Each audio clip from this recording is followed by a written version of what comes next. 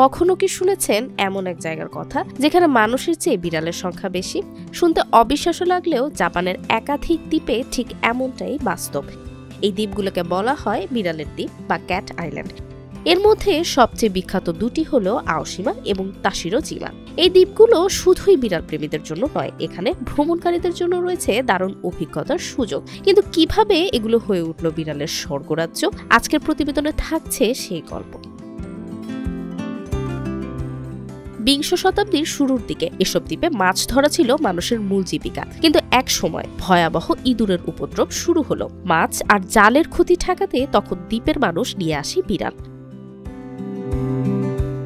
ইঁদুর তো কমে গেল, কিন্তু বিড়ালরা থেকে গেল। জাপানের মানুষ বিড়ালকে সৌভাগ্যের প্রতীক হিসেবে মনে করে, তাই তাদের লালন পালন শুরু হলো। সময়ের সাথে সাথে বিড়ালের সংখ্যা বাড়তে থাকে।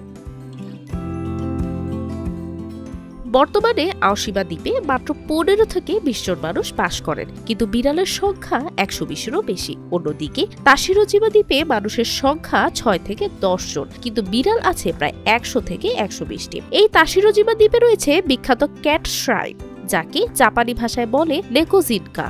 এখানে বিড়ালের জন্য প্রার্থনা করা হয়। এছাড়া দ্বীপগুলোতে ক্যাট থিমেটিক ক্যাফে এবং নানা পর্যটন আকর্ষণ রয়েছে।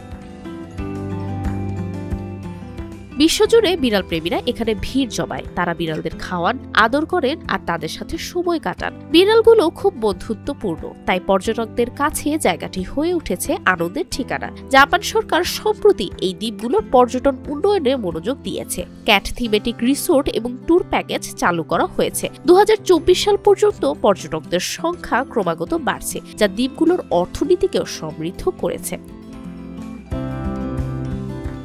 বিড়াল প্রেমী ছাড়া ভ্রমণ পিপাসু যে কোনো মানুষের জন্য এই দ্বীপগুলো প্রকৃতির এক অসাধারণ বিস্ময়। এখানে বিড়াল এবং মানুষের সহাবস্থান যেমন মজার, তেমনই প্রাকৃতিক সৌন্দর্যে ভরপুর। আপনি কি বিড়ালের সাথে বন্ধুত্ব করতে চান? তাহলে একবার হলেও ঘুরে আসতে পারেন আওশিমা এবং তাশিরোজিমার স্বর্গীয় পরিবেশে।